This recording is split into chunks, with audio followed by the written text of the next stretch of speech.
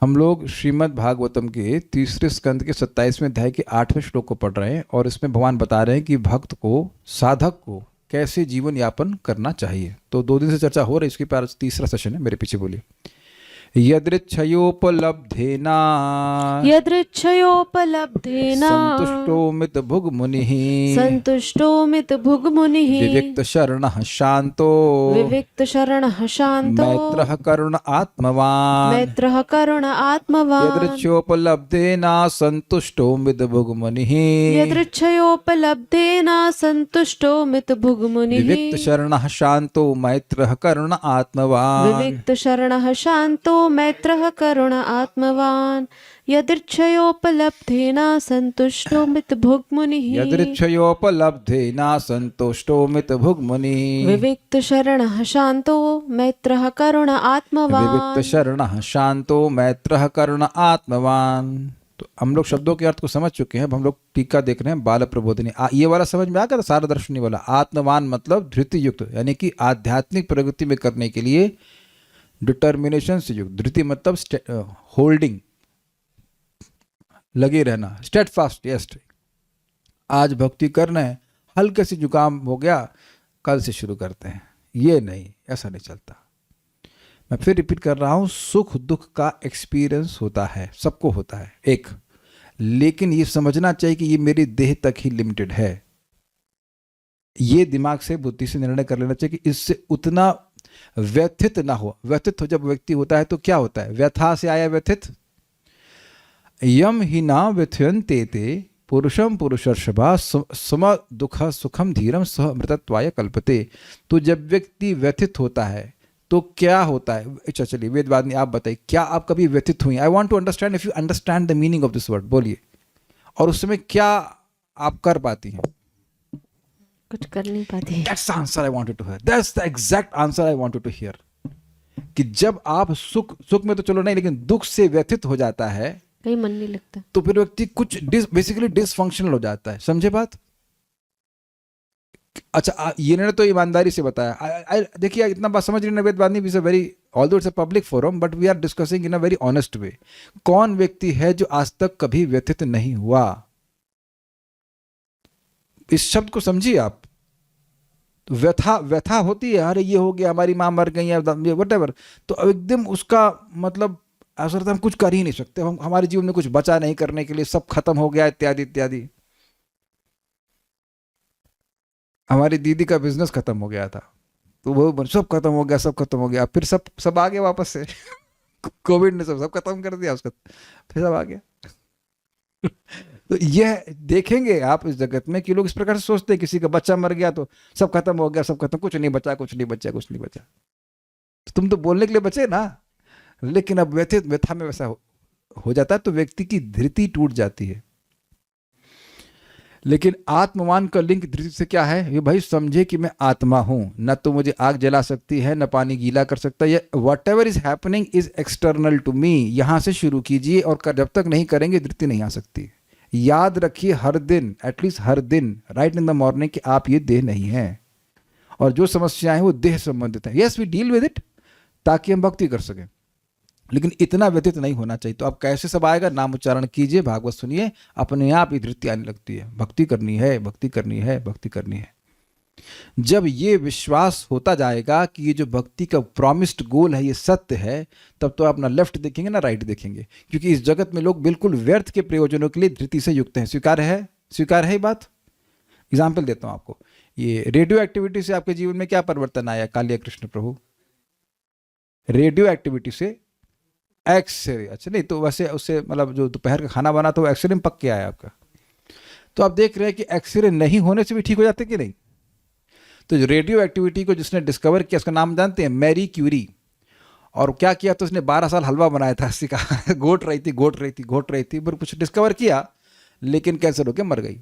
लेकिन उसको ये गोल बड़ा क्लियर था कि भाई वो करना है, मानव जाति की रक्षा के लिए, वट एवर यू नो। और जितने बम फूटे हैं, बम तो खैर नहीं फूटे, लेकिन और भी बहुत सारी रेडियो एक्टिविटी से नुकसान भी हुए हैं, है कि नहीं? ऐसा नहीं कि मनुष्य उसके बिना जी ही नहीं रहा है, तो स्वीकार है ना, इसमें तो कोई विरोध नहीं है। एक्सरे के बिना जी नहीं रहे ना आप। कोई ऐसा व्यक्ति है जिसका आज तक एक्सरे नहीं हुआ है? Please raise hands. इतने बीमार हैं आप लोग,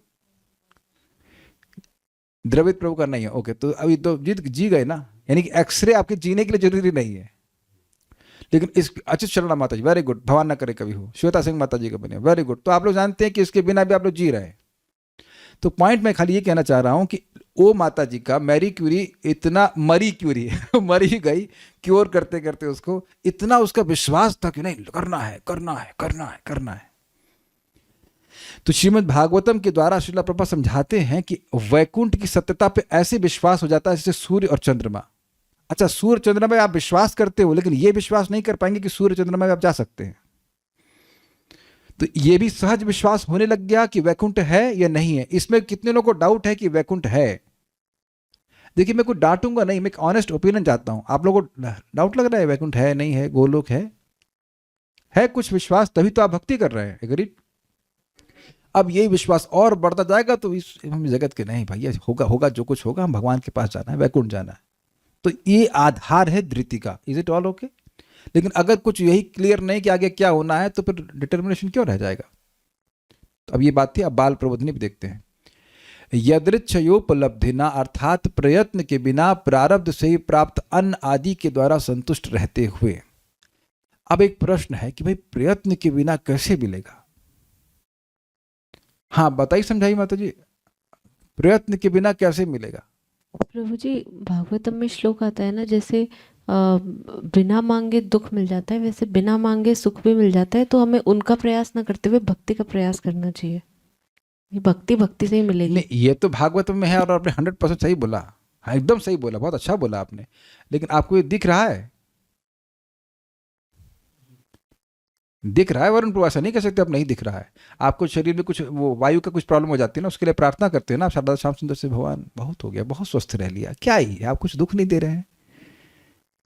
कितने लोग भाई दुख के लिए प्रार्थना करते हैं, कौन इतने हाई लेवल के, भगवान हमको दुख दीजिए ताकि दुख क्या ना। तो नहीं मांगने पे भगवान गिफ्ट दे रहे हैं कि नहीं? कोरियर आ रहा है कि नहीं घर पे? अरे ये तो मैंने ऑर्डर ही नहीं किया ये कैसे आ गया, ये कैसे आ गया? तो एकदम बिना प्रयास के जैसे भौतिक दुख आता है कि नहीं, बिल्कुल वैसे ही बिना प्रयास के सुख आएगा भौतिक। वो लिखा हुआ है कि इस शरीर में इसको इतना सुख मिलना है, इतना दुख मिलना है। तब कहेंगे क्या एकदम प्रयास ना करें? तो परम पूज्य राधा गोविंद महाराज बड़ा सुंदर एग्जाम्पल देते हैं। कहते हैं देखिए, आपका चेक आया, महाराज पोस्ट ऑफिस का एग्जाम्पल देते हैं, पहले पोस्ट ऑफिस चालू होता था, तो पोस्ट ऑफिस में आपका चेक आया, तो वहां तक तो कुछ नहीं किया, आप चेक लेने के लिए जाना है बस आपको। और अगर भगवान पे विश्वास है तो व्यक्ति वो भी प्रयास नहीं करेगा। जैसे महाराज परम पूज्य वृंदावन चंद महाराज एग्जाम्पल दे रहे हैं कि बच्चे तो रोटी बनाने का भी एग्जाम्पल प्रयास नहीं करते, कोई प्रयास नहीं करते, उनको विश्वास है कि माता व्यवस्था कर देगी। Although it doesn't mean that we lead irresponsible life, लेकिन बात यह है कि हमारा जो मेंटेनेंस है वो पहले से ही फिक्स हो चुका है। आप भूखे नहीं मरने वाले हैं, अग्रीड? मैं लेफ्ट देख रहा हूँ, राइट देख रहा हूँ, दोनों ही लोग भूखे नहीं मर रहे, मोटे तो ये है। तो अब पॉइंट क्या है भाई, आप जो नौकरी कर रहे हैं, कुछ कर रहे हैं, उसको एक विरक्त भावना से कर सकते हैं कि भाई इससे हमारा ना सुख आ रहा है, ना, don't Aspire for promotion all this. कुछ लोगों का होना भाई, तुम सब लोग चले जाओ, आगे बढ़ जाओ, हमें कोई दिक्कत नहीं है, it doesn't matter, is it not? आज भी पति पत्नी, उनकी शादी अभी हुई है, तो अभी आए तो हमने कहा आप कितना कमाते? 60,000। और पत्नी कितना कमाएंगी? मतलब नौकरी लग जाए तो 80,000 में, खाओगे कितना? कहते 20,000 में। 20,000 में रहना खाना सब हो जाएगा। तुमने कहा बाकी क्या करेंगे? दोनों लोग हंस रहे थे जोर से। कभी सोचे ही नहीं कभी इस तरह से, तो सोचे ही नहीं कि बाकी का करोगे क्या। और पर वो बोले हाँ, हर महीने 1 लाख रुपए खर्च हो जाए, मतलब इकट्ठा हो जाएगा। Think Y. ठीक है भाई, मैं मान रहा हूं कि पैसा कमाना चाहिए, रखना चाहिए, that's all right, that's all those things are there. लेकिन ये देखना चाहिए कि आपका प्रारब्ध है इस प्रकार से प्राप्त होना। यहां पर जितने भी भक्त हैं सब लोग एक ही प्रकार की नौकरी, एक ही प्रकार का बिजनेस नहीं कर रहे हैं, तो उसकी वजह से एंजाइटी में नहीं आना चाहिए। इसीलिए मैं भक्तों से बोलता हूं कि भाई आप व्यर्थ का खर्चा मत कीजिए, बैंक में पैसा रखिए, ताकि कभी कुछ ऊपर नीचे हो तो आपको कम से कम 2-4 साल के लिए खाने का पैसा होना चाहिए। मतलब मैं गृहस्थों की बात कर रहा हूँ, बाबा जी लोग तो बाबा जी लोग ठीक है, लेकिन प्रैक्टिकल बच्चे हैं, पत्नी है, सब कुछ ऐसे करके, क्योंकि you are at that level. But इतना एंजाइटी नहीं होनी चाहिए कि आपका प्रमोशन हो रहा है नहीं हो रहा है। एक मित्र हमारे बता रहे थे, भक्ति कर रहे हैं वो, उनको कम काम करते थे, उनका प्रमोशन हो रहा है। एक माता जी बोली प्रभु जी वो 3 से 5 में जप में आऊंगी, मैं खाली रहती हूँ। जैसे जिस दिन से आना शुरू किया उस दिन से काम आना शुरू हो गया उनको माया समझ कर ये तो भक्ति कर रही है, तो 16 माला करने लग जाएगी, तुरंत काम आया। बस हमें एक भी दिन नहीं आया, वो एक भी दिन नहीं आ रही, इसीलिए सुबह भक्ति करनी चाहिए। तो अब प्रश्न है, तो क्या भक्ति भी प्रारब्ध से आएगी? क्या उत्तर है? क्या भक्ति प्रारब्ध से आती? ना जी ना, भक्ति केवल भक्ति करने से आती। इसलिए बड़ी मजेदार बात है, भक्ति करेंगे तो भक्ति आएगी ही। आप यह नहीं कह सकते, ध्यान से सुनिएगा, कि भैया भाग्य में होगा तो आएगी, प्रयास तो कर रहे हैं भक्ति का। भैया भक्ति भाग्य से नहीं आती है, भक्ति से भाग्य का निर्माण होता है। Is it understandable? एक व्यक्ति, यहाँ सब लोग एक व्यक्ति कान खोल के सुन लीजिए, अगर आपने हरे कृष्णा किया है, वो भक्तों की कृपा से हरे कृष्णा हो रहा है, भगवान की कृपा से हो रहा है, इसमें आपके कर्म कुछ नहीं कर सकते हैं। अशुभ कर्म हो शुभ कर्म, उससे कुछ मतलब नहीं है, तो सब भक्ति ध्वस्त कर देती है। Is it all okay? समझ पा रहे हैं मेरी बात? आप बिल्कुल क्लियर समझ लीजिए कि भक्ति कर रहे हैं तो भक्ति बढ़ेगी। अमोघा भगवत भक्ति, भगवान की भक्ति जो है वो अमोघ है, नथिंग कैन स्टॉप इट। कितनी इतना प्रेरणादायक बात है, यानी कि आपका ये प्रोजेक्ट सफल होगा ही। अगर सोचेंगे कि हम मकान बनाएं, तो मकान तो मान लो बन गया, लेकिन उसमें रह नहीं पाएंगे, उससे तो सबसे पहले मर जाए। अभी हमारे ग्रुप में कुछ समय की पहले की बात है, आई थिंक 3 साल पहले की बात है, तो एक माता जी की शादी हुई, 1 हफ्ते बाद उनके पिताजी की मृत्यु हो गई। तो स्वाभाविक रूप से जनरली पिता सोचता है ना कि बस अब लड़की की शादी हो जाए, फिर हम आराम से रहेंगे। तुम आराम से नहीं रहने दिए जाओगे, तुम जिंदा ही नहीं रहने दिए जाओगे, not even for a single day.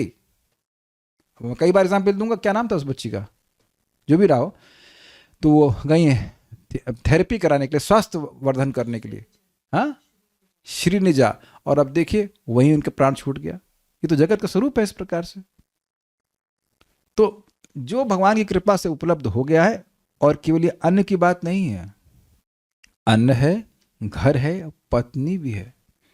कभी कभी सोचता है कोई व्यक्ति, अरे सुंदर होती, ये होती, और नहीं नौकरी करने वाली होती, ऐसा करके so many ways to be unsatisfied. होता है कि नहीं? हम अब गलत तो नहीं बोल रहे हैं ना, चल रहा ना समाज में सब। उसकी वजह से लोग क्या क्या और गलत सलत काम करते हैं, उसकी व्याख्या नहीं करना चाहते हैं। जैसा है भगवान रखे हैं वह संतुष्ट हो, because he is the supreme controller. वो परम नियंता हैं, उनके कंट्रोल के बाहर आपको कुछ नहीं मिल रहा है। Is that okay? Is that clear?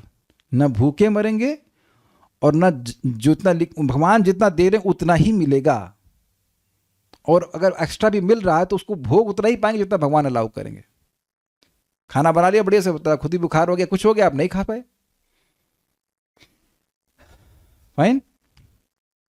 इससे व्यक्ति बहुत शांत रहता है, क्योंकि अच्छा दूसरी बात, क्या आप खींचोगे, खींच ना सकते, क्यों चिड़चिड़ा, तब भी वही मिलेगा जो मिलना है है ना? हाँ, तो तुलसी अपने कर्म को चाहे रीझ बजो खाओ, चाहे खींच बजो नहीं खाओ। मतलब हम अपनी तरफ से बता रहे हैं कि आप रीझ के खाइए, चाहे मतलब प्रेम से अपने कर्म को स्वीकार कर लीजिए, और चाहे आप नहीं वो तुमको पता ही है राम वाली है लेकिन हम यहाँ बता रहे हैं कि प्रेम से अपने कर्म को स्वीकार कर लीजिए, या खींच करके स्वीकार तो करना पड़ेगा, लेकिन अंतर बहुत आ जाएगा। अंतर क्या आ जाएगा, तो आप देख लीजिए यहाँ पर।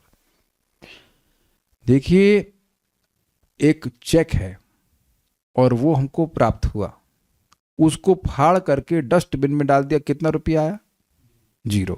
और वही बैंक में डाल दिया तो खूब पैसा आएगा। तो जो दुख सुख जो कुछ भी आ रहा है, ये समझते हो कि ठाकुर जी की कृपा है, भगवान की कृपा है, स्वीकार करे और समझे कि भगवान की ही कृपा है, तो अब वो भगवान के धाम जाने के योग्य हो जाएगा। तो वन मस्ट प्रैक्टिस दिस। ठीक है, आगे पढ़ते हैं।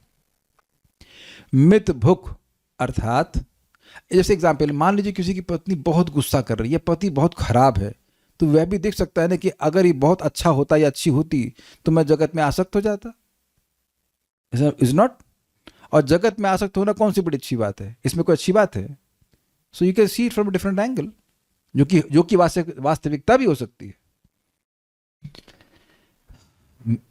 या जैसे आप देखिए, ये तो भागवत में है, वेण था, वो उसके पिताजी बड़े अच्छे भक्त थे, महाराज अंग कितना समझाए नहीं माना, तो अंग जो है अब छोड़ दिए और जंगल चले गए। और यही लड़का ऐसा है, क्या कर सकते। सो इस पे एक और मैं फिर वही बात रिपीट करूंगा, अगर आप प्रश्न करते हैं क्यों, तो आप क्या हो जाएंगे? वेरी गुड वरुण प्रभु, आप क्या चाहते हो? Sweets, this is very nice answer. You will become unsatisfied. अब मैं प्रश्न करूंगा वेदवादिनी से कि why you will become unsatisfied? बोलिए। क्योंकि क्यों का आंसर नहीं मिलता है, और नहीं तो संतोषजनक आंसर नहीं मिलता है। उसका आंसर कभी नहीं मिलेगा ऐसा नहीं है, मिलेगा, लेकिन संतोषजनक नहीं मिलेगा। लेकिन अपनी तरफ से एक, मैं इसमें आ रहा हूं तो मैं बताऊंगा आपको, भक्तों से डीलिंग कर रहे हैं, किसी डील कर रहे हैं ना, आप उन्हें कुछ बताइए तो आप क्लियर बता दीजिए कि आप ऐसा क्यों कर रहे हैं, he will be very satisfied. क्योंकि लोग की जनरली टेंडेंसी होती है क्यों पूछने की। क्या आप समझ रहे हैं मेरी बात? ऐसा क्यों, वैसा क्यों, तो क्लियर कर दीजिए कि हम ऐसा क्यों कर रहे हैं, ऐसा क्यों कह रहे हैं, ऐसा क्यों क्यों क्यों, he will be very happy. But आप मत पूछो हमेशा कि क्यों क्यों क्यों। आपने क्या प्रश्न करने हैं? कैसे, यानी हाउ, और क्या, यानी व्हाट। ठीक है, ओके। मित भुक, मित भुक अर्थात प्रारब्ध प्राप्त वस्तु का भी थोड़ा ही भोग करे, अन्यथा व्याधि के द्वारा पीड़ित होगा, यह कहने का आशय। ये समझे? मान लीजिए प्रारब्ध से अब आपके पास बढ़िया बिलोना घी आ गया, तो ले एकदम 250 ग्राम दाल में डाल करके खाएंगे? भाई लिखा है ना, जो प्रारब्ध से प्राप्त है उसको पाके संतुष्ट होना चाहिए, है कि नहीं? और राजमा पड़ा है तो उबाल के बनाया जाएगा, अग्रीड। प्रारब्ध से मिला है कि नहीं? काले कृष्ण प्रभु, क्या दिक्कत है बताइए इसमें?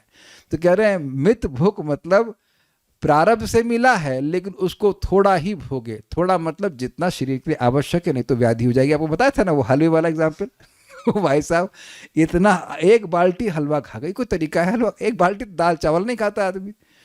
और उसके बाद पेट फाड़ना पड़ा, लिटरली पेट फाड़ना पड़ा। हमारा एक ऑपरेशन हुआ गॉल ब्लैडर का, that self was so painful, you know, it's quite very painful. Staples लगाते हैं, वेरी पेनफुल। दोबारा आई एम नॉट इंटरेस्टेड, होगा भी नहीं, गॉल ब्लैडर तो निकल गया। लेकिन पॉइंट इज कि एक ऑपरेशन पेनफुल है, तो कम से कम अकल आनी चाहिए उस व्यक्ति को, नहीं फिर खाया और फिर ऑपरेशन हुआ। एक आपको ट्रिक बताऊंगा, हम अपने में अप्लाई करते हैं, हमको वैसे भी खिचड़ी बड़ी पसंद है। पता है ट्रिक क्या है? लोग बताया जाता है कि आप आधा पेट खाइए, फिर 25% पानी, और बाकी वो खिचड़ी में ऑलरेडी 4 टाइम्स 8 टाइम्स पानी होता है। तो इल्यूजन ये होता है हमारे जैसे भुक्कड़ों को कि खूब खा लिया हमने आप ट्राई करके देखना, आप लोग कभी ट्राई करके देखना कि उसमें दाल चावल, ऐसे हम लोग ऐसे अगर दाल चावल बनाएंगे 200, एक आदमी के लिए 100 ग्राम दाल 100 ग्राम चावल, लेकिन अब हम लोग 4 लोगों के लिए 300 भी 250 ग्राम में दाल, 250 ग्राम चावल में 4 लोग खा लेंगे, वो भी बच जाता है। क्योंकि पानी बहुत ज़्यादा होता है, सब्जी भी बहुत सारी होती है। तो आप प्रैक्टिकल देखना, करके देख लेना एक दिन, जो इस्कॉन वाली खिचड़ी होती है आप कभी खा के देखना, केवल खिचड़ी खाइए, अगर हो सकता थोड़ा सा मट्ठा वट्ठा पी लीजिए, तो अब आप देखेंगे कि अरे बाई 12 o'clock सुबह तो खूब भर के खा लिया आपने, और 12 बजे फिर भूख लगने लगती है, क्योंकि उसमें पानी ही पानी होता है। आप करके देखना। हमने इसको सुबह ऐसे अप्लाई करने का प्रयास किया कि खिचड़ी खा लो तो कम से कम वो फीलिंग भी आती है कि आई एम फुल, और उसमें पानी बहुत रहता है, तो हजम हो जाता है। ये हमने प्रैक्टिकल देखा कि आज सुबह भी, जब से सुबह खिचड़ी खा रहे हैं, आफ्टरनून में मुझे भूख लग जाती है, फिर थोड़ा सा फ्रूट्स ले लेते हैं। तो लेकिन पॉइंट ये है कि भूख लगेगी तब खाइए, भूख ना लगे तो नहीं खाना चाहिए। इस पर एक भक्त ने बहुत अच्छी बात बोली कि वही मित भूख ना हो पाओ, कम से कम हित भूख तो हो। कम ना खा पाओ तो कम से कम वो खाओ जो हितकारी है। तो लोग बहुत गलत गलत चीज भी खाते हैं, इसको महाराज कहते हैं, लोग महाराज मुख में मजा और पेट में सजा। और हमको इस बात का दुख है कि हमको जो चीज़ पसंद आती है वो पता नहीं सभी चीज़ें अगेंस्ट चलती मेरी बॉडी के। आप लोग से भी ऐसा ही कुछ है?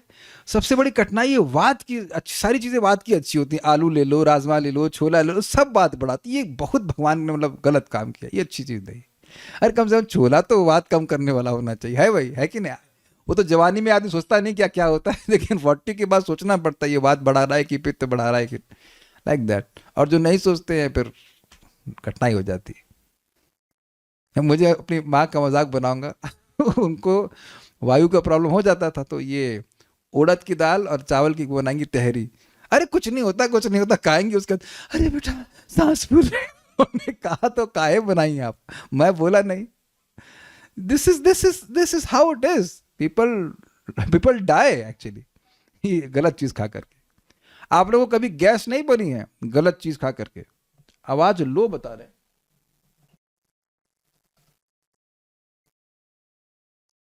तक आप लोग सुनते आए, सबको सुनाई, कान बहुत तेज हो गए सबके। आवाज आ रही है अभी? ठीक है, फट तो नहीं रही आवाज? ठीक है। तो ये बहुत इंपॉर्टेंट है। अब आप कहेंगे खाने पे इतना डिस्कशन क्यों? क्योंकि भगवान ने छठे अध्याय में ध्यान योग में बताया, जो बहुत अधिक खाता है, जो बहुत कम खाता है, दोनों ही भजन नहीं कर सकते। बहुत अधिक खाएंगे तो आलस आ जाएगा, और बहुत कम खाएंगे तो टीबी टीबी पर बात होती है, टीबी हो जाती है और कमजोरी आ जाएगी शरीर में। तो दोनों चीज़ नहीं करनी चाहिए। एक माता जी को हम देखे, उनके दोनों स्टेजेस हमने देखे हैं। पता नहीं पहले ऐसी वो क्यों थी, एकदम पतली, मतलब ऐसे ना, ऐसे अंदर छुपक गया, ऐसे अब लग रहा है कि एक्सरे चल रहा है उनका। और अब जो है देख रहा हूँ कि वो हेल्दी है। हम वो समझ में नहीं वाई वर्ड है, मतलब मैं सनक सनंद को बता रहे, हमने कहा ये ऐसी क्यों है? तो बोले कभी कभी कुछ लोगों को एक मेनिया हो जाता है कि हम पतले हैं वो, लेकिन उनको लगता है कि हम बहुत अधिक खा रहे हैं, then they actually eat less. Very difficult for me to understand, पता नहीं कैसा है, बाद में शायद वो ठीक हो गई होंगी लेकिन वो खा रहे हैं। प्रैक्टिकल दिखता है कि कैसे खाने का प्रभाव शरीर पे होता है। तो आप लोग अपने विवेक से सही भोजन कीजिएगा। अब इसकी हम बहुत लंबी क्लास नहीं देंगे, बड़ा ध्यान रखिएगा। अब व्याधि से पीड़ित होगा तो व्याधि का मैनेजमेंट चलेगा और भजन हो जाएगा बंद, ठीक है। मुनि अर्थात सर्वदा विचार तत्पर हो, अर्थात सावधान रहकर। इसका क्या मतलब है? देखिए, सावधान मतलब जैसे आप समझिए, आप जब पैसा लेके जाते हैं, चलिए पैसा भी नहीं, सोना लेके जा रहे हैं और मेले में जेब में सोना भरा है, और अब आपके पास, आप मेले में गए हैं तो वहां तो सब आपके रिश्तेदार हैं ना। अब आप सावधान रहते हो कि नहीं, कहीं कोई मेरा पैसा, मेरा सोना ना चुरा ले, है ना? अग्री बात है ना? सही। तो मैं विचार कर रहा था कि भक्तों को बताया था कि भाई देखिए, कॉल आजकल बहुत महंगी हो गई है। स्वीकार है आप लोगों को? नहीं, आप जानते हैं, कुछ सोच के बोल रहे हैं। देखिए, पहले कॉल बड़ी महंगी होती थी, इस अर्थ में कि 1 रुपया 1 मिनट का लगता, तो व्यक्ति थोड़ा सा संकोच में बात करता था। आजकल तो आप अमेरिका से कॉल कर सकते हैं व्हाट्सएप, फ्री ऑफ कॉस्ट। कोई कल्पना कर सकता था? तो घंटा बात कीजिए, 1.5 घंटा बात कीजिए, कोई दिक्कत नहीं है।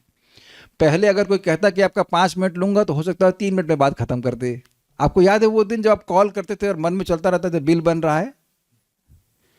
आप लोग की उम्र, हाँ राजेश प्रभु, आप लोग, हाँ पीछे में बिल बन रहा है, बिल बन रहा है, पीछे दूसरा आदमी भी खड़ा है, कब तक बात करेगा यार हमको भी बात करनी है। कहिए, हाँ अभी आप लोग अपना पीसीओ, ये पीसीओ है पर्सनल कॉलिंग ऑफिस तो सोचते हैं किसी को, सबके पास पीसीओ चल रहा है, ओके।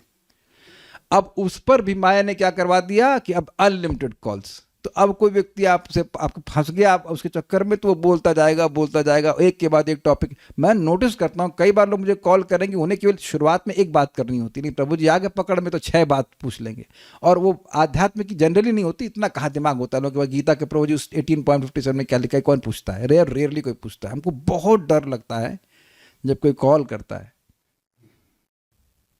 और उसको कह प्रभु जी 5 मिनट चाहिए। तो पॉइंट क्या है कि ऐसे भजन बहुत कम हो रहा है। तो मनुष्य जीवन के 5 मिनट की वैल्यू बता दीजिए जल्दी से। आप लोग तो जानते, अजित प्रभु माता जी को पूछ के बताइएगा, तो बैंक में है ना, थोड़ा दूर होंगे, उनको नहीं पता, वो तो पैसे से डील करती हैं, तो पता होगा कितना रुपया का एक मानव जीवन का एक क्षण आता है। जल्दी से बताइए। प्रियंका माता जी, आप तो केमिकल इंजीनियर हैं, आप तो इंजीनियरिंग के सब जानती हैं, आप नहीं जानती? तो आप जानते हैं,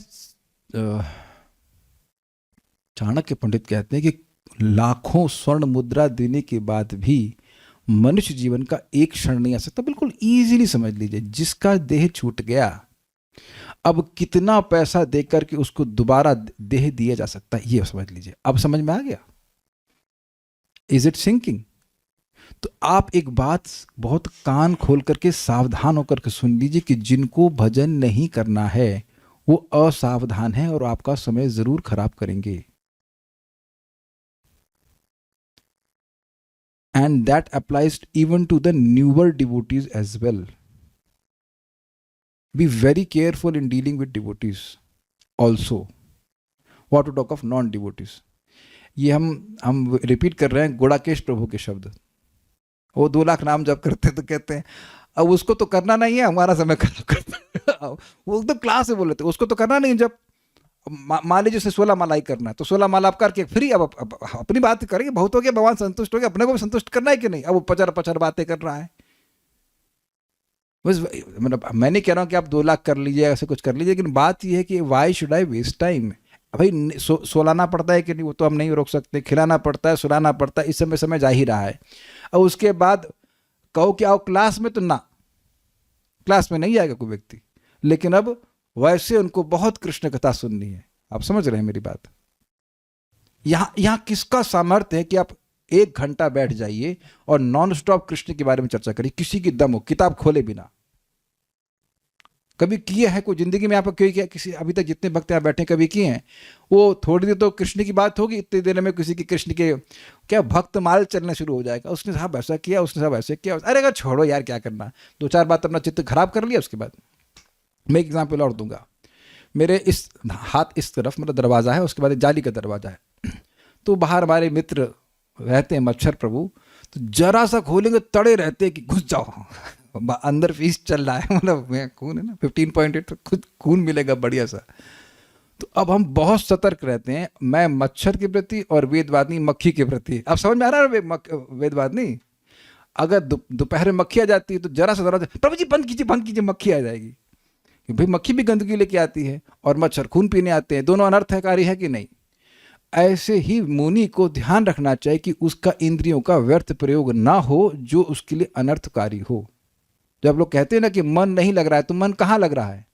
मन वहां जा रहा है जहां पे इंद्रियां पहले गई हैं। तो जो मुनि है वो सावधान रहेगा अपनी इंद्रियों को गलत जगह लगाने नहीं देगा। ये एक अर्थ है, बहुत सारी चीज़ों में आप सावधान रहेंगे।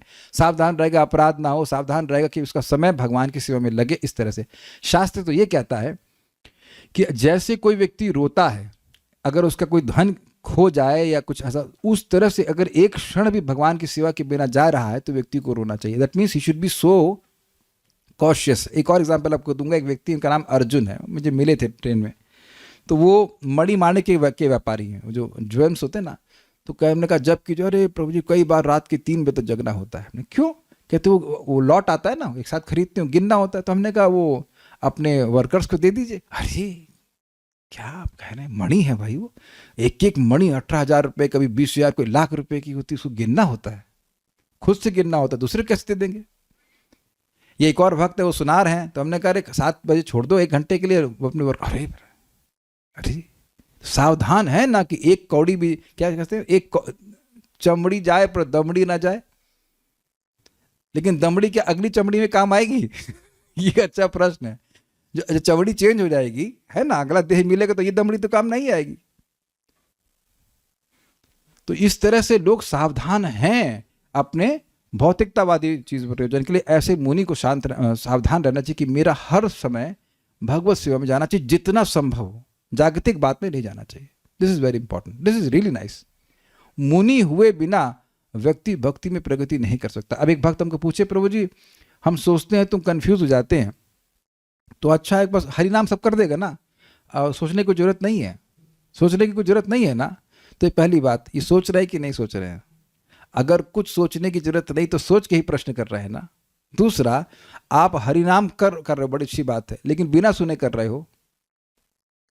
और हरिनाम करने के बाद भी अमुनिता बहुत प्रकट रहती है।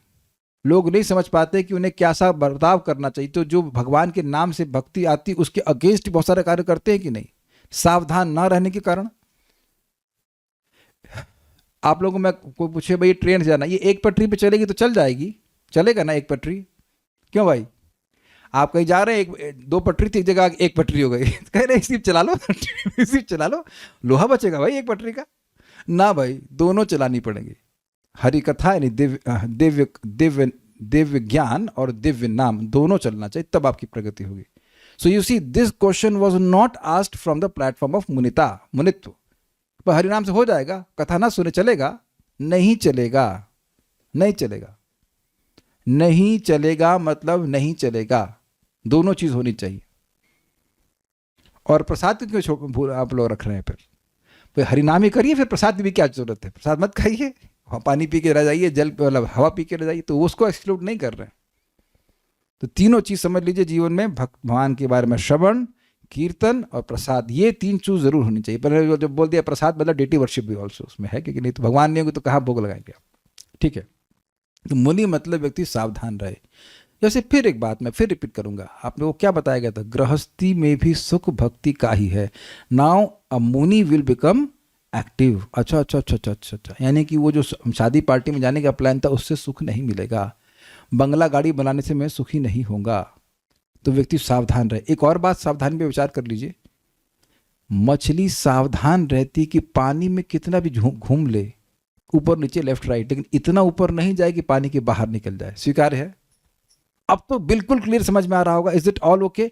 एक श्लोक और विचार कीजिए, ये ही संस्पर्शजा भोगा दुख यो नय एवते आद्यंतवंत कौन्तेय न तेषु रमते बुधा। बुधा मुनि, एक ही बात, जो संस्पर्शज भोग हैं उनमें वो उनका जो सुख होता है उसकी शुरुआत होती है, उसका अंत होता है, और वह दुख के कारण होते हैं, दुख की जन्म स्थल होते, जननी होते हैं। उसमें बुद्धिमान लोग प्रवेश नहीं करते, स्पर्श नहीं करते उसको। न तेषु रमते बुधा, बुद्धिमान लोग उसमें रमण नहीं करते। बड़ा इंटरेस्टिंग है। तो क्या बुद्धिमान लोग खाना नहीं खाएंगे? खाना खाएंगे, उसमें रमण नहीं करेंगे। Is that sinking? मैंने बताया था ना, वो बहुत अंबाला से तो आए थे लोग, तो 6 घंटे कभी पनीर की बात हो रही, कभी जूते की बात हो रही, तो दैट्स हाउ दे रमण, मन वहां से हट नहीं रहा है, वही सब बातों की बातें कर रहे हैं। लेकिन बुद्धिमान यानी मुनि ऐसी बातें नहीं करते। अब कई लोग हैं, नारद जी हैं, शिव जी हैं, वो बैठ कर भगवान की ही बात करते हैं, व्यर्थ की बात नहीं करते। कितना सुंदर बात शिव जी ने बोली है कि उमा कहूँ मैं अनुभव अपना, सत हरि भजन जगत सब सपना, राम सिया राम जय जय राम। कितना सुंदर बात है। तो जो मुनि है वो शिवजी मुनि अगर कहें, वो बोल रहे हैं कि बेटा नहीं सॉरी, उमा पत्नी को ही बोल रहे हैं इंटरेस्टिंग, पत्नी को ही बोल रहे हैं कि देखो मैं तुम्हें अपना अनुभव बता रहा हूं कि जगत सब सपना है, अगर सत्य है तो केवल हरि भजन है। तो मुनि क्या समझेगा, मेरा सुख किस में आ रहा है? भगवान की भक्ति में ही आएगा। सावधान होकर भगवान की भक्ति से इतर बातों को छोड़ देगा, हटा देगा। और सबसे ज्यादा डेंजरस है टॉक्स। सबसे ज्यादा talks can be toxic if they are not connected to Krishna. किसी का विरोध हो तो बताइएगा, और ना हो तो आप क्लास के बाद हम बताएंगे आपको। क्या बताने की जरूरत है? क्या आप लोग फ्रस्ट्रेट नहीं हुए हैं फालतू की बात सुन करके? और जब फालतू बात कर लीजिए, फिर याद करिए कि आप तो आत्मा है, तब और फ्रस्ट्रेट हो जाएंगे, ये क्या यार, why I indulge in all this nonsense.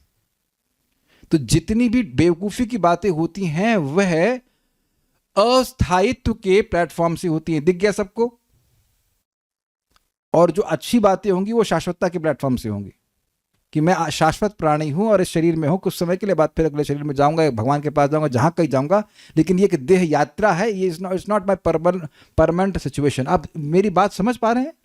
क्या आप देख पा रहे हैं कि जितनी व्यर्थ की बातें होती हैं उसका आधार क्या है? मैं ये देह हूं, और देह तो थोड़ी देर के लिए हूं ना, जब तक सो नहीं रहा हूं तब तक उसके बाद भूल गए। तो think about this, realize this कि जब क्लास खत्म होगी उसके बाद जो बात होगी वो कौन से प्लेटफॉर्म से होगी। तो ये मुनि होना जरूरी। मैं आपको बार बार बोल रहा हूं, ये टॉपिक, ये श्लोक इतना जबरदस्त है ना, आपके जीवन को चेंज कर सकता है, हमारे जीवन को चेंज कर सकता है। इसमें मेरे को तो इतनी सारी बातें मुनि में बोलो कि बिकॉज हम थोड़े थोड़े मुनि तो हुए हैं, ज्यादा तो नहीं, थोड़े थोड़े हुए हैं। जब मैं भक्ति में नहीं था तब लगता था ये मेरी माँ हैं, चाचा हैं, ये मेरे लोग हैं। अब मैं देख रहा हूं कि स्टेज, फील्डिंग जो है वो चेंज हो गई है, और मैं उन लोगों के आसपास हूं जिनको मैं बिल्कुल नहीं जानता। Although I love them, I love all the devotees here, want to hear about Krishna, but I don't know any one of the devotees here. मैं किसी को जानता नहीं हूं। तो आप ये बताइए कि मेरा किसी से द्वेष करना बनता है क्या? आप थोड़ा सा भी विचार, और यही सब आप लोग के संग ध्यान दीजिएगा। जिनसे आपकी शादी हुई है उसको शादी के पहले तक कभी नहीं जानते थे। मैं मानता हूं कि चलो माँ से जन्म लिया तो कुछ संबंध दिख रहा है, लेकिन जिससे शादी हुई तो वो उसको तो अपने माना ही है ना। मैं इररिस्पॉन्सिबल होने के लिए नहीं बोल रहा हूं, I am seeing, trying to tell you that you try to see from the eternal platform. आप जिन्हों से भी डील कर रहे हैं उनमें से किसी को नहीं जानते हैं। तो अब द्वेष जो है उसका कोई आधार बना? जैसे अब काले कृष्ण, मैं आपके पिताजी को बिल्कुल पसंद नहीं करता हूं, तो क्या ये संगत है? हम उनको देखे ही नहीं है इनसे कुछ सुने हैं थोड़ा उनके बारे में। बताओ कोई बात बनती है? जिस व्यक्ति को मैं जानता ही नहीं, और आपके पड़ोसी को तो मैं बिल्कुल शक्ल नहीं देखना चाहता क्योंकि देखी ही नहीं मैंने। आप लोगों को हल्की बात लग रही होगी, लेकिन ये जब द्वेष आ जाता है तो भगवान की जगह द्वेष फंस जाता है ना उस व्यक्ति के प्रति। कितना बड़ा गड़बड़ काम है, इसीलिए मुनि लोग बचते हैं। यही बात आप नारद जी के केस में देख लीजिए, जब स्वरूप सिद्ध हो गए तो पूरी दुनिया में घूम रहे हैं, लेकिन क्या? विमतः विमत्सरा, किसी से द्वेष नहीं, कुछ नहीं। एक है कुछ रहीम जी का भी दोहा, इसमें कहते हैं ना काहू से दोस्ती और ना काहू से बैर। दोस्ती मतलब राग, नॉट दैट कि भक्तों की फ्रेंडशिप नहीं, वो एक अलग है, वो तो कृष्ण केंद्रित फ्रेंडशिप है। लेकिन ये जो इंद्रिय तृप्ति पर आधारित राग है, उससे वो सब नहीं। और ना ही किसी से बैर की हमको कुछ नहीं दे रहा है, इत्यादि इत्यादि इत्यादि। This is very very nice. तभी व्यक्ति भगवान का स्मरण कर सकता है। तो आप लोग परेशान नहीं होइए, भगवान के बारे में सुनिए, भागवत सुनिए, भक्ति करिए, अपने आप ये मुनित्व आने लगता है। जैसे जैसे चित्त में सतुगुण आएगा, आप देखना अपने आप ही सोचने लग जाएंगे, सोचे बिना रह नहीं पाएंगे। बल्कि जो आप आसपास देख रहे हो वो सब से आपको कृष्ण भावनामृत की शिक्षाएं अपने आप मिलती चली जाएगी। And that should give you faith the chanting works. और यही प्रपात कहते हैं कि तुम देखो कि तुम कैसे सोच रहे हो इस हरे कृष्ण मंत्र के द्वारा। क्या पहले कुछ सोचते ही नहीं थे, अब तुम कितना सोचते हो? तुम बहुत ज्यादा सोचते हो। जो मननशील है वो भक्ति में प्रगति करेगा। ठीक है, विविक्त शरण आपने को समझा दिया गया था, अर्थात एकांतवासी। ठीक है, एकांतवासी मतलब भीड़ में नहीं रहना, जो व्यर्थ के लोग हैं उनके संग नहीं रहना, और जिनका एक ही अंत है, एक ही लक्ष्य भक्ति, उनके संग रहना। शांत अर्थात राग लोभादि से रहित। ये समझ में आ गया? राग मतलब आसक्ति और लोभ मतलब, समझ रहे, राग लोभ इससे रहित होगा तो ये सारी चीजें अशांति करती हैं। इसमें किसी में आसक्ति है, किसी में नहीं है, तो व्यक्ति अशांत हो जाता है। तो शांत का मतलब इन सब चीजों से रहित रहना। मैत्र अर्थात सभी का शुभ चिंतक रहते हुए। This is very nice. देखिए, इस जगत में लोग शुभ चिंतक होने का प्रयास करते हैं, बट वो हमेशा अशुभ ही बोलते हैं, है ना? अरे जब ही करते रहोगे, करो भाई 10 मिनट तू कर लो भगवान को याद, फ्यूचर के लिए सोचो, नौकरी करो, ये वो, अरे अपने बच्चे का भी कुछ सोचो, पत्नी का भी देखो, उसको भी देखो, उसको भी देखो, और अपने भविष्य के बारे में कुछ मत देखो। आप लोगों को जो भक्ति करने के लिए मना कर रहे हैं वो मानिए वो आपके शुभ चिंतक ही हैं, लेकिन वो अशुभ चिंतन कर रहे हैं। Is it all okay? तो मैत्र मतलब किसी के प्रति कोई व्यक्ति अशुभ को ना देखे, हमेशा उसका कल्याण हो, ऐसी करके भावना। ये बहुत अच्छा है। ये तो मैं समझ रहा हूं कि भक्ति करने से आप लोग के हृदय में इस प्रकार की भावना आ रही होगी, एटलीस्ट जनरली आ रही होगी। अनलेस कोई व्यक्ति आपको बहुत परेशान करे तो एक अलग बात है, टेम्परेरी हो सकता है, मन में आ जाए कुछ नेगेटिव भावना, लेकिन सामान्यतः ये भावना आती ही है कि भक्ति करके ये लोग भक्ति क्यों नहीं कर रहे हैं, भक्ति करनी चाहिए, इससे इनको लाभ होगा। ना हमेशा भक्ति कर सके, कम से कम खाली टाइम में तो भक्ति करें, ये तो आपको आता होगा ना मन में।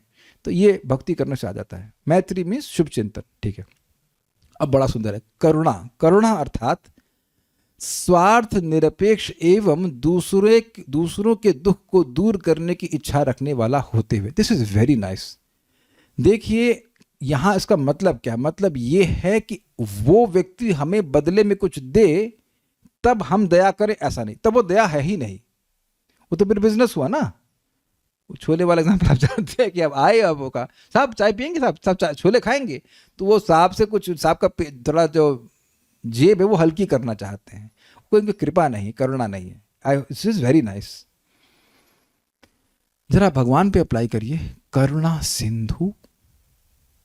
भाई देखिए, एक बात है कि भगवान को किसी से कुछ चाहिए ही नहीं, वो तो अपने आप में पूर्ण है, लेकिन हम सभी के दुख को दूर करने की इनकी बहुत बड़ी भावना है। अब मैं कई बार समझाता हूं कि देखिए, भगवान के सामने आना चाहिए। क्यों आना चाहिए? क्योंकि भगवान का सहज गुण है, वो हमारे दुख को देखते हैं, और हो सकता हो कि हम भी अपने दुख को न मानते हो दुख, लेकिन वो जानते हैं कि जीव कितना दुखी है। वो तो जान रहे हैं ना कि स्वरूप सिद्ध जो भक्त है वो कितने आनंद में है। I hope it's very clear. तो उनके हृदय में कितनी करुणा, कि जो करुणा सिंधु तो है, लेकिन अपने भक्त को देख के वो करुणा सिंधु में लहरें आने लगती। याद आ रहा है, कहीं हमने पढ़ा था, हम याद नहीं आ रहा कहाँ पे पढ़ा था, भागवत की टीका में पढ़े थे, कहीं पढ़े थे, या फिर माधुर कादम्ब ने पढ़े थे। माधुर कादम्ब ने पढ़े थे कि भगवान के सामने भक्त जब जाता है, भगवान की भक्ति करता है, तो भगवान तो करुणा सिंधु हैं, लेकिन अब उस सिंधु में लहर आने लगती है। This is so nice. मैं बता रहा हूं आपको, इस बात को ध्यान दीजिएगा कि आप भगवान के लिए कुछ भोग बना के लेके जा रहे हैं, कुछ बना रहे हैं, कृष्ण बिकम्स ओवरवेल्म्ड। अरे अरे मेरे खिचड़ी बना के लेके आइए, अनादिकाल से कुछ नहीं दिया, अरे खिचड़ी ला रहा है, वाओ, लाइक दैट। हम उसको इमोशंस को नहीं प्रकट कर सकते कि हम वैसी करुणा हमारे पास कुछ है नहीं, लेकिन भगवान के पास अनंत करुणा है। ही डज, इसीलिए बोल रहे पत्रम पुष्पम फलम तोयम यो में भक्त्या प्रयच्छति। क्या अब उनके पास लक्ष्मी जी मना कर दिए कि पत्र नहीं देंगे, पुष्प नहीं देंगे? नहीं, हमारा कल्याण करने के लिए भगवान ऐसा बोल रहे हैं। भगवान को देने से हमारा कल्याण होता है, यहां तक कि भगवान से लेने से भी हमारा कल्याण होता है। क्योंकि भगवान एक कुछ भी देते हैं वो एक लिफाफे में लपेट के देते हैं। पता कौन सा लिफाफा? किसी को पता है वो? Anyone guess? वाह, माता जी वेरी इंटेलिजेंट भाई, ब्राह्मी खाती हैं क्या? It's very good. सद्बुद्धि के लिफाफे में लपेट के देते हैं, या ना अगर मान लो भगवान को शक है कि लिफाफा फाड़ के फेंक देगा तो उसमें मिला के दे देते हैं। समझे? कोई फल आप भगवान से मांगेंगे तो उसमें अंदर कुछ वो इंजेक्शन डाल के देंगे सद्बुद्धि का, वो खाना ही पड़ेगा। जैसे आजकल आप फल खाते हो, सब्जी खाते हो, कुछ भी खाओ, इंसेक्टिसाइड खाना पड़ता है कि नहीं? वाह, गुड एग्जाम्पल। इंसेक्टिसाइड, पेस्टिसाइड खाना ही पड़ता है। तो भगवान से कोई फल मांगेंगे, ये दे दीजिए, स्वर्ग दे दीजिए, वो दे दीजिए, उसमें भगवान सद्बुद्धि का इंजेक्शन लगा देंगे ताकि जो हमारे अंदर कीड़े वो सब मर जाए। जो कोई भी भगवान की शरण में जाता है कुछ मांगने के लिए, तब भी उसको सद्बुद्धि प्राप्त हो जाती है। कृष्ण इज सो काइंड, क्योंकि वो जान ले कि इस दुर्बुद्धि से दुख प्राप्त कर रहा है। तो ये भगवान की करुणा है। तो भक्त को भी करुणा ऐसी होती है। अब एक प्रश्न है कि अपने स्वार्थ की निरपेक्षा क्यों हो? भाई जैसे जैसे व्यक्ति भक्ति में आगे बढ़ेगा उसे भौतिक इच्छाएं समाप्त हो जाएंगी। मैं इसकी सहायता कर रहा हूं ताकि आगे मुझे बुलेट दे, नहीं भाई, बुलेट की इच्छा ही खत्म।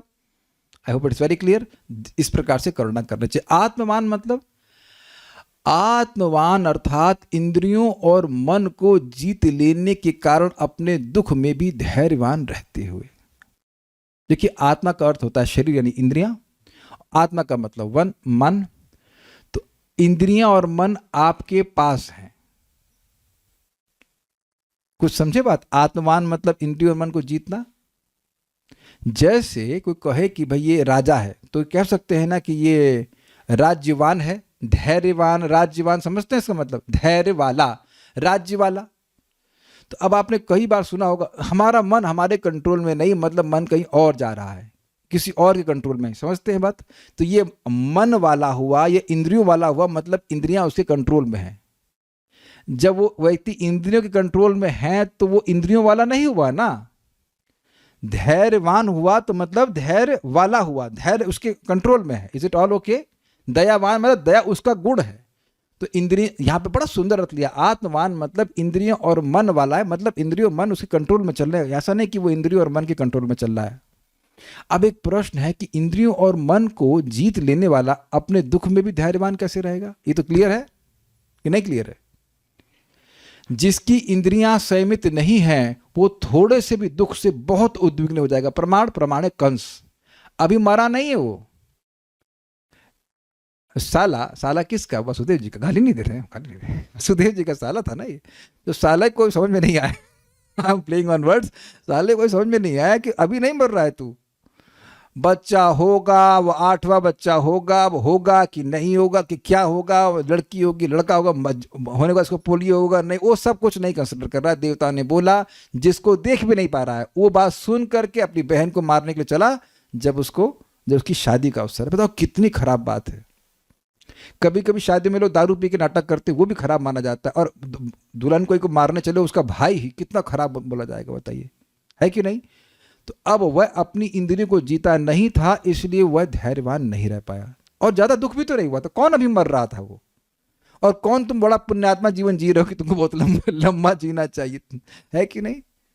ये बात समझ लीजिएगा कि जिसकी इंद्रियां संयमित नहीं वो क्षण क्षण में दुखी होता रहेगा। वो उस पर कोई स्टेबिलिटी नहीं होगी। He can not remain fixed.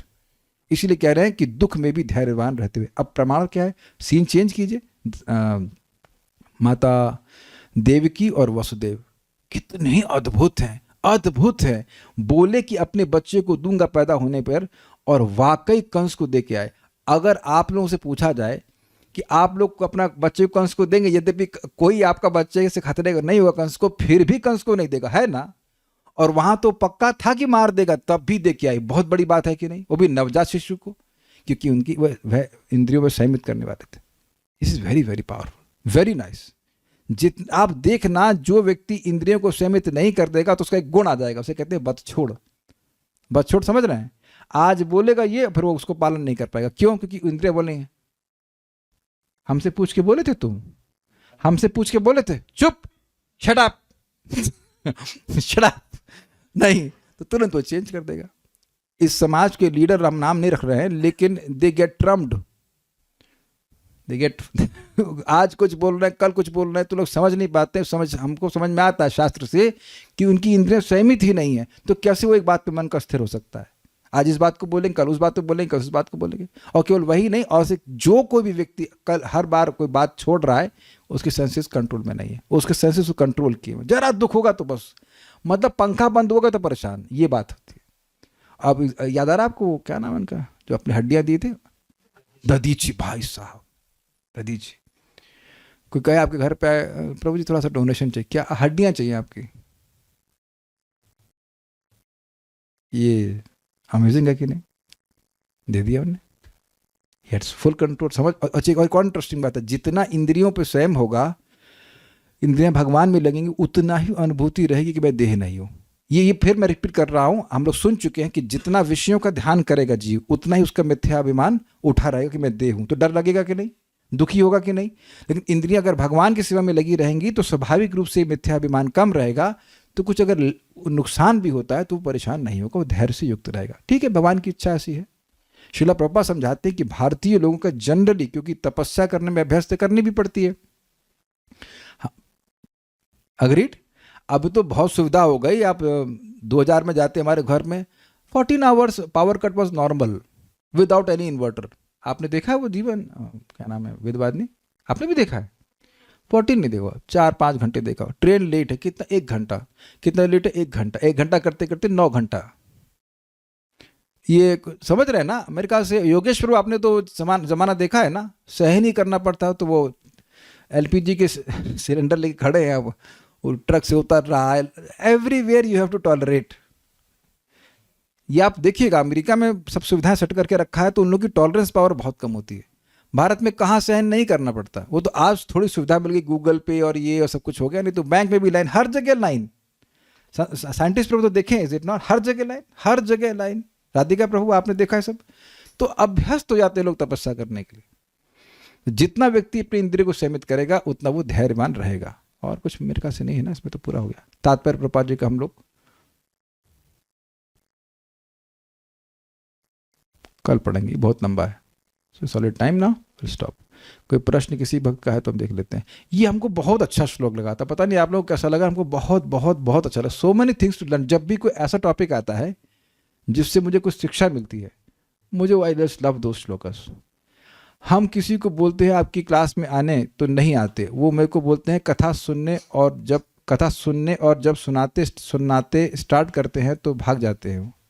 तो ठीक है, आपने अपना कर्तव्य किया, वो अपना कर्तव्य कर रहे हैं, उसका आंसर कभी नहीं मिलेगा। और कुछ बोल रहे हैं, वॉइस लो, रहीमन खड़ा बाजार में मांगे सबकी खैर। ओके, सबकी खैर मतलब मित्र, ठीक है, सबकी शुभ चिंतन, ना काहू से दोस्ती, ना काहू से बैर। Okay, very good, thank you. Okay, दूसरा ने भी बता दिया। और क्या कह रहे हैं, सदबुद्धि। So will stop here. Srimad Bhagavatam की जय, श्रील प्रभुपाद की जय, निताई गौर प्रेमानंदे। Thank you. बोलना चाहते हैं? हाँ बोलिए बोलिए, आपका अच्छा था कल वाला से। I am eager to hear what you want to speak. आपने ही पढ़ाया, थोड़ा स्ट्राइक कर रहा, मन में आ रहा था बोलने की। जैसे कि शुरू में बता रहे थे कि मनुष्य को ज़्यादा परेशान नहीं रहना चाहिए कि हमारा कैसे काम चलेगा। तो महाराज जी, आपके मुख से ही मैंने सुना है कि जिस तरह कहीं भी किसी का जन्म हो सकता है, किसी भी माँ के गर्भ से हम जन्म ले सकते हैं, और हमारी मृत्यु भी निश्चित नहीं, किसी भी प्रकार से कहीं भी मृत्यु हो सकती है। तो हमें विशेष चिंता नहीं करना चाहिए, पालन भी भगवान हमारा ऐसे कराएंगे। हाँ, और पता है एक प्रैक्टिकल वे क्या है, आज शाम हो गया ना, वरुण प्रभु जिंदा बच गए ना, राजेश प्रभु कंग्रेचुलेशन, निशा माता जी हैप्पी, बच्चों इनको परेशान नहीं करते, राधिका प्रभु सब लोग जिंदा हैं, फाइन, किसी को भयंकर रोग नहीं है ना इधर, कोई नहीं, ठीक है, बच गए, कल तक देखना। एक एक दिन ही तो जीना है भाई, आपको पूरी जिंदगी एक साथ तो जीना नहीं है। एक दिन चेक कीजिए, हाँ आज तो पार हो गए, आज कोई मिसाइल नहीं गिरी। ऐसे भी है ना इसी समय जगत में कुछ लोग जिनके घर पे मिसाइल गिरने खतरा है, वो भी तो जी ही रहे हैं। कितने सारे देशों में भयंकर युद्ध हो रहा है, वो भी तो जी रहे हैं। वो लोग एलपीजी कैसे लाते होंगे वट एवर। पॉइंट इज कि जी रहे ना, आज जी गए ना, तो अपने को अगर चिंता करनी है तो वो इस बात की कि मेरा व्रत, मेरा भजन पूरा हो रहा है कि नहीं। ये हर दिन आपको याद रखना है, हर दिन एवरी डे। एक बात आपको मैं बता दूं, उसके बाद हम थोड़ा सा इंडिपेंडेंट बात है, लीव यू विद दिस। माजे दो भक्तों को बता रहा था जो आए थे, फिर वेदवादिनी को भी समझा रहा था। देखिए, if you don't respect your self, people will not respect you. किसी को समझ में आया? मतलब मैं खाली ये कहना चाहता हूं कि अगर हम अपने समय को खुद सम्मान, वैल्यू नहीं देते हैं तो अन्य लोग भी हमारे समय को वैल्यू नहीं देंगे। कोई आ गया अपना, हमसे कोई पूछते करियर काउंसलिंग, हम ये हम नहीं करते, हमारा कोई करियर है नहीं तो हम काउंसलिंग कैसे करेंगे? आपका जो भाग्य है उसके अनुसार आप निर्णय कर लीजिए कि आपकी भक्ति कैसे होनी। That is not my service at all. किसे शादी करनी है हमको नहीं पता, हमने किसी से काउंसलिंग ली नहीं ली ना, किससे करनी है हमें मत बता, हमको इन्वॉल्व करो ना जहां तुम्हारा भाग्य लिख। That is absolutely waste of time. I have done this and wasted my time, I don't do this. ये अगर आप पूछेंगे कि हाँ भक्ति कैसे करना है, जब करना है, कैसे, तो जरूर मैं सहायता कुछ करने का प्रयास करूंगा, बट बहुत इंपॉर्टेंट है। हमारे हम लोग आपके लोमस ऋषि के गोत्र तो नहीं ना किसी का, तो लोमस ऋषि तो हम लोग है नहीं कि लंबा जिएंगे आराम से, एकदम भगवान लिख के दे दिए कि भाई, या दूसरे कौन से चिरंजीवी मार्केंड ऋषि, तो वो सब तो हम लोग है नहीं। थोड़ा सा जीवन है, यू वैल्यू योर टाइम। अगर आप अपना समय वैल्यू नहीं कर रहे हैं तो दूसरा, वो तो कोई भी नहीं करेगा। कोई भी आएगा बस बात करना शुरू कर देगा, व्यर्थ करेगा समय आपका। विचार कीजिएगा, अगर कुछ विरोध हो तो आप बताइएगा मेरे को। हम तो खाली विचार करने के लिए बोल रहे, विचार आता है मन में। तो ये बताया था, कुछ और भी कहना था लेकिन अब भूल गया। ठीक है, will stop now. Srila Prabhupada की जय। हरे कृष्णा। Thank you.